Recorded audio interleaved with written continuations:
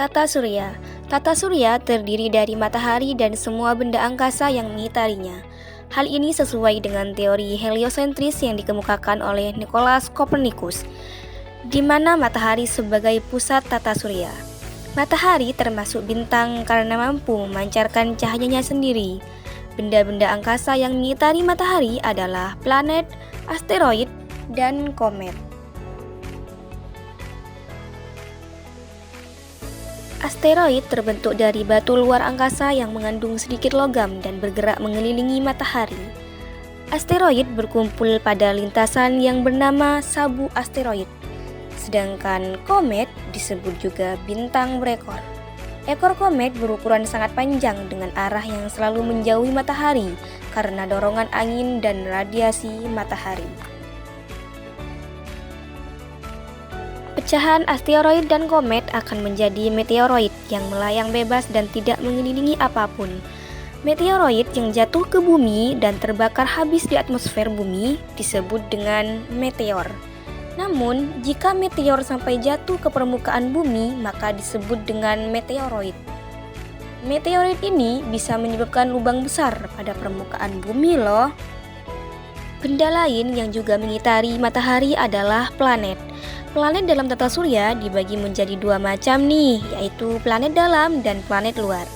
Planet dalam dan planet luar dibatasi dengan sabu asteroid di antara Mars dan Jupiter. Planet dalam terdiri dari Merkurius, Venus, Bumi, dan Mars yang dekat dengan matahari. Sedangkan planet luar terdiri dari Jupiter, Saturnus, Uranus, dan Neptunus yang jauh dari matahari.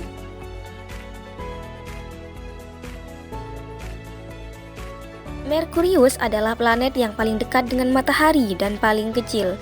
Ukurannya hanya 40% dari ukuran bumi. Venus dijuluki juga sebagai bintang fajar dan bintang senja karena terlihat terang dari bumi saat matahari terbit atau tenggelam. Venus juga planet yang paling panas karena hampir seluruh atmosfernya terdiri dari karbon dioksida yang menyebabkan efek rumah kaca. Bumi adalah planet yang kita tempati. Hingga saat ini hanya planet bumi yang ditemukan memiliki kehidupan.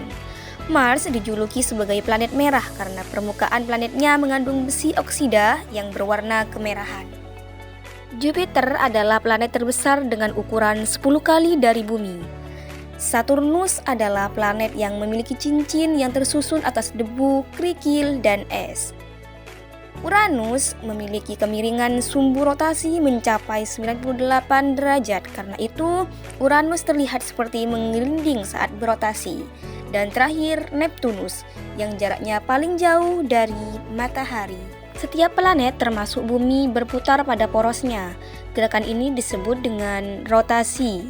Bumi berputar dari barat ke timur atau berlawanan arah jarum jam. Sumbu rotasi bumi tidak tegak lurus tetapi sedikit miring sejauh 23,5 derajat. Periode rotasi bumi adalah 24 jam atau 1 hari.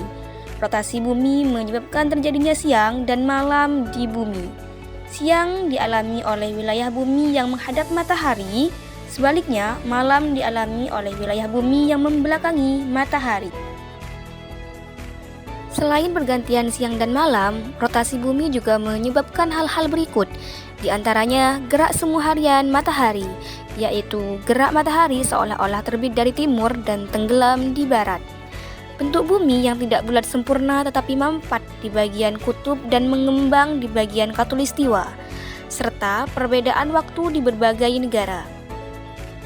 Selain rotasi, bumi juga bergerak mengelilingi matahari. Gerakan ini disebut dengan revolusi. Periode revolusi bumi adalah 365,25 hari atau 1 tahun. Revolusi bumi menyebabkan beberapa hal berikut, di antaranya gerak semu tahun dan matahari, yaitu gerak matahari dari bagian utara bumi ke bagian selatan dan kembali lagi ke utara.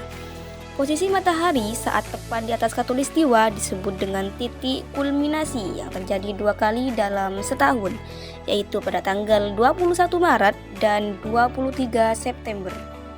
Pergantian musim.